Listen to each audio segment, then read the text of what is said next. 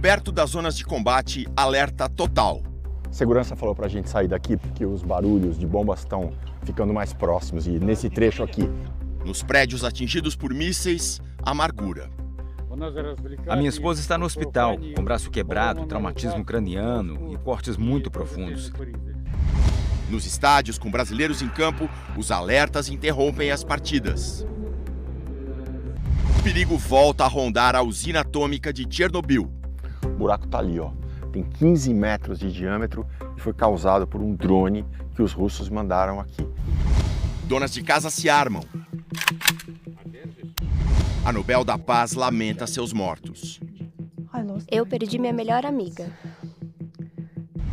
E um ataque de drones tumultua o domingo em Kiev. Foram 12 feridos, até crianças foram feridas nesse ataque. Um soldado atingido filma a própria agonia. Eu senti a minha vida indo embora. E nas garagens e laboratórios toma forma a guerra do futuro. Um confronto não de tropas, mas de drones. Está no ar o primeiro capítulo da nossa série especial sobre a guerra. Ucrânia, o som e a fúria.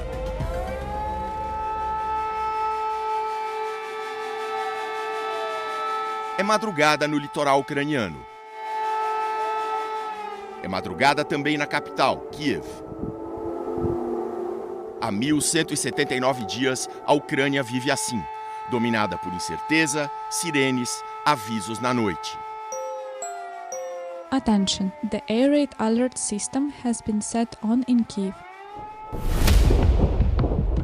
Em 24 de fevereiro de 2022, a Rússia deu início à guerra atual, o capítulo mais recente de um embate violento e muito antigo. Essa relação cheia de conflitos entre Rússia e Ucrânia é uma coisa que dura séculos. Mas vamos focar aqui em um ano, 1991. É o ano em que a Ucrânia se tornou independente da União Soviética. A União Soviética era o grande império comunista comandado pela Rússia que estava entrando em colapso. A partir daí, a situação política na Ucrânia foi muito tumultuada, mas pelo menos o país foi consolidando a sua independência. Até que em 2014 tudo mudou. A Rússia de Putin anexou a península da Crimeia, que era um território ucraniano. E a partir daí eclodiram vários movimentos separatistas na fronteira leste da Ucrânia com a Rússia. Esse conflito foi durando, até que em 2022 as coisas, em vez de melhorarem, pioraram. A invasão russa foi total, por todos os lados. Chegaram até a capital, Kiev. Parecia que a vitória russa era questão de dias. Mas não foi o que aconteceu.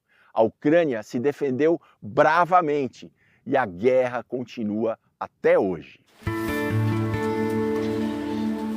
Do jeito que dá, as cidades tentam manter vida normal. Em algumas é mais fácil, como Lviv, perto da Polônia e longe da linha de frente.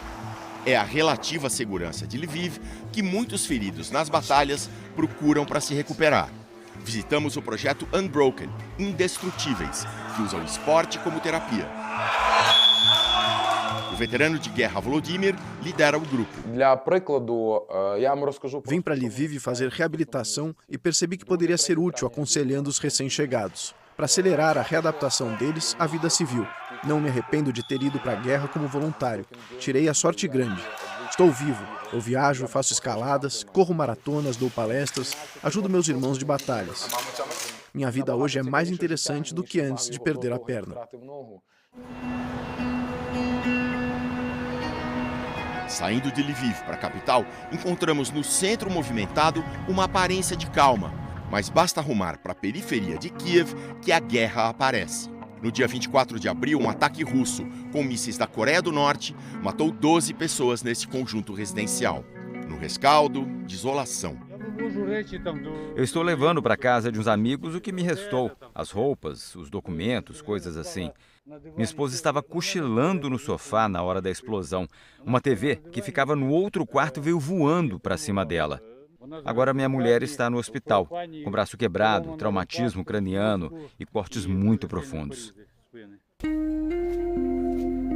Quando subimos no prédio, um rapaz com bom humor surpreendente nos convida a entrar. O apartamento dele está de frente para onde caiu o míssil, então é claro que o estrago foi imenso. Esse apartamento era da minha avó, do tempo da União Soviética. Moro aqui sozinho com meu gato. Agora não sobrou nada. Logo depois da explosão, o Jeremy saiu correndo pelos destroços para ajudar. Eu encontrei o meu vizinho do primeiro andar com um corte fundo no pescoço. Eu consegui estancar o sangue, mas depois eu soube que ele acabou morrendo. E eu só não morri porque estava protegido no quartinho do fundo, jogando videogame. Videogames salvam vidas. De acordo com a Ucrânia, bombardeios russos contra alvos civis são constantes e não é de agora. No dia 8 de julho de 2024, o impensável aconteceu. Um míssil russo atingiu o maior hospital infantil de Kiev. E não é que caiu numa instalação militar e os destroços vieram aqui para perto. Não, o alvo principal era o hospital infantil. Muitas crianças estavam fazendo hemodiálise na hora. E segundo uma família contou para um jornal ucraniano, uma dessas crianças, quando o teto caiu sobre ela, não entendeu nada e perguntou: "Mãe, por que apagaram a luz?" A jovem médica viu tudo de perto.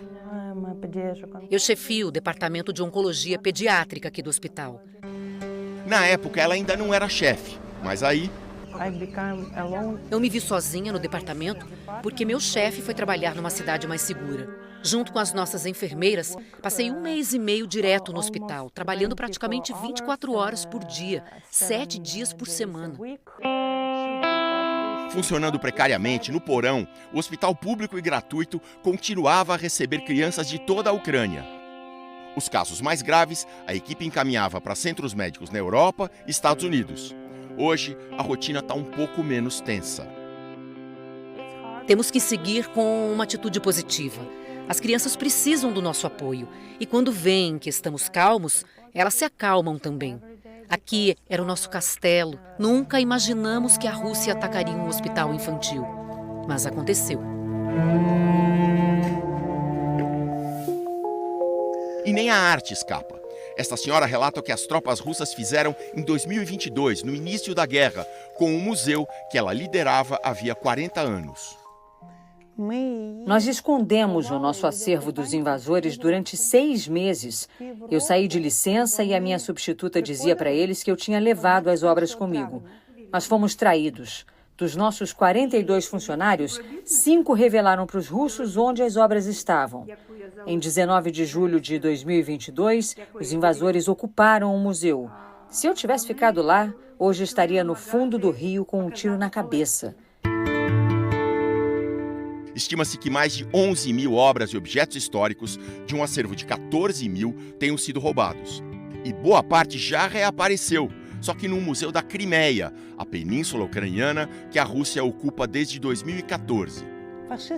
É um crime de guerra, uma ação muito bem organizada dos russos para roubar tudo que é ucraniano, para roubar os nossos valores.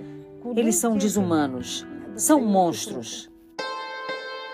Hoje a diretora vive em Kiev, a capital, mas o museu, onde ela não entra há 1 ano, fica na cidade de Kherson, que chegou a ser invadida pelos russos em 2022, foi retomada pela Ucrânia e é tida agora como a mais perigosa do país, porque só o rio Dnipro a separa da linha de frente. É justamente Kherson o nosso próximo destino. Vindos de Kiev, paramos primeiro na cidade de Mykolaiv, 1 hora antes de Kherson. Nosso hotel, de tão vazio, nem parece que está funcionando. Quando a gente se registra num hotel aqui é um pouco diferente. Além das instruções de sempre, né? Horário do café da manhã, do restaurante, eles ensinam onde fica o abrigo antibombas.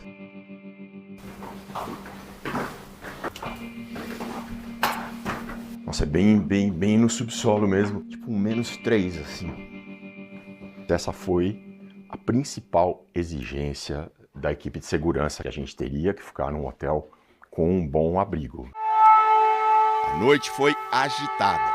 Eram 11h15 da noite quando começaram as sirenes. Foi cerca de 1 minuto de sirene, mas depois parou.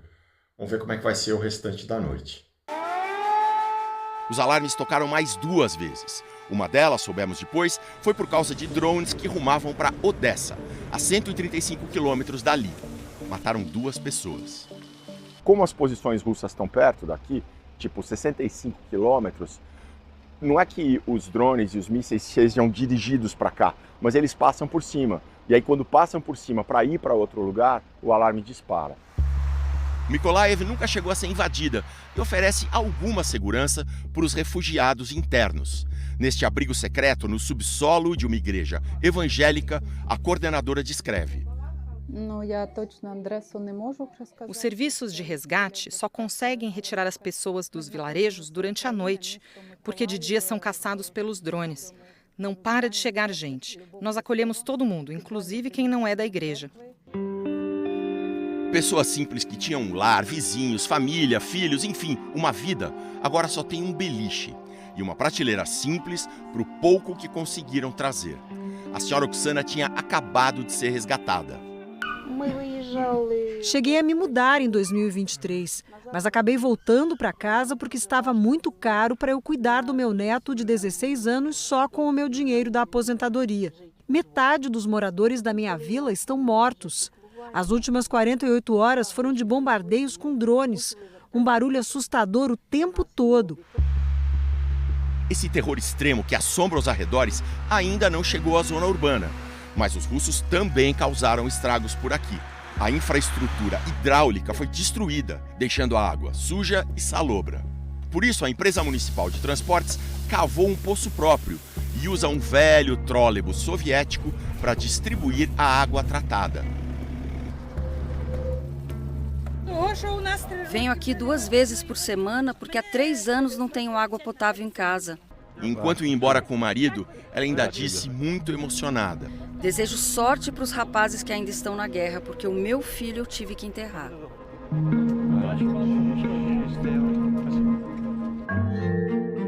Mais um dia chega ao fim na Ucrânia. E depois de outra noite com muitas sirenes, nos preparamos finalmente para seguir até Kherson, a cidade colada na linha de frente, onde fica o museu saqueado da senhora Alina, que entrevistamos em Kiev. Nossa equipe de segurança alerta. A partir de 14 quilômetros de distância do rio, os drones russos conseguem alcançar e atacam a qualquer momento. É preciso usar o colete. Se acontecer alguma coisa, sigam as minhas instruções. Se eu disser para abaixar no carro, é para abaixar. Se eu disse para correr, é para correr, porque tem drone russo chegando. Pelo caminho, muita destruição. Um senhor pede para falar. Eu era instalador da companhia telefônica que ficava naquele prédio em frente. Passei 3 anos longe daqui e agora voltei para ver o que sobrou. Minha casa não existe mais. A casa principal, os puxadinhos, o quintal, tudo destruído. Ele se despede e seguimos para a supervigiada Kherson. Estamos cada vez mais perto da linha de frente. Na entrada, a cidade até parece normal, mas à medida que avançamos, as ruas se esvaziam. Paramos a van debaixo de uma árvore, a salvo dos drones. A gente está mais ou menos a 6,5 quilômetros do fronte. Mas não parece, né? Andando, olhando em volta, às vezes passam umas pessoas, passam carros, os carros geralmente correndo, os sinais estão desativados, que é para eles não serem alvos. Apesar dessa aparência normal, a nossa segurança, o jornalista ucraniano que nos acompanham, recomendaram que a gente não vá ao centro da cidade, porque eles têm fontes aqui dentro que dizem que a cidade está infestada de drones. E os ataques de drones são sempre sorrateiros, não tem como se prevenir. Assim, infelizmente, é impossível chegar com um mínimo de segurança ao museu saqueado da senhora Alina, a uma maternidade subterrânea que pretendíamos mostrar e a um teatro onde, apesar de tudo, os ensaios continuam. Então caminhamos por onde ainda é possível. Dos 750 mil habitantes de antes da guerra, 500 mil deixaram Kherson. Eu trabalho no centro de serviço social e não fui embora e nem pretendo ir, porque para ir embora precisa de dinheiro, precisa pagar aluguel de um apartamento novo. E se Deus quiser, isso tudo acabará logo. Mas quando, eu não sei. A cachorrinha se assusta quando nos vê de coletes. Ela não gosta de pessoas com roupa militar, porque os soldados russos mataram a tiros muitos cachorros. Então, quando ela vê alguém assim, começa a latir. Daquelas coisas inesperadas da guerra, a gente achou um salão de beleza aberto. Tanta gente foi embora, por que você decidiu ficar? Minhas clientes moram aqui e precisam estar lindas. Aqui é a minha Ucrânia, minha cidade. Também temos cabeleireiro, mas só com hora marcada. E não todo dia, por causa dos drones. Antes o salão ficava em outro prédio aqui perto, mas ele foi destruído pelos drones. De volta à rua, escutamos sinais da guerra tão próxima. Essa construção branca aqui é um abrigo antibombas. Então esse aqui, para os poucos habitantes que restaram dos prédios em volta, deu para escutar. É ao longe. Nossa segurança está avisando para ficar tranquilo que é longe. E aqui as pessoas ficam protegidas de drone, de bomba, do que vier. É construção super maciça. This is the enemy and it's getting closer. Falando pra gente sair daqui, Adriano. Segurança falou pra gente sair daqui porque os barulhos de bombas estão ficando mais próximos. A gente se prepara para ir embora, mas há quem não se abale. Estou indo ao mercado. Só temos medo quando estão vindo bombas guiadas. Artilharia não é nada. Nossa jornada em Kherson, ou no que resta de Kherson, chega ao fim. 2 minutos depois de sairmos, as sirenes de ataque aéreo soaram na cidade. Mas nós já estávamos de volta às estradas da Ucrânia. No próximo episódio, nossa equipe entra em Chernobyl. A cidade está mais fantasma do que nunca. A usina do maior acidente nuclear da história é alvo das bombas russas. E mais, em meio à guerra, o campeonato ucraniano segue normalmente. Você já escutou sirene de ataque aéreo, né? É bem assustador. Mas depois acaba que você meio que acostuma, né, com o alarme. Pouco depois de um ataque em Kiev, nós chegamos ao local. Quem vai pagar por isso? O Putin vai pagar? E as donas de casa de um bairro rico que treinam para derrubar os drones russos. Elas são as bruxas de Bucha. Domingo que vem, no 2º capítulo da nossa série especial sobre a guerra, Ucrânia, o som e a fúria.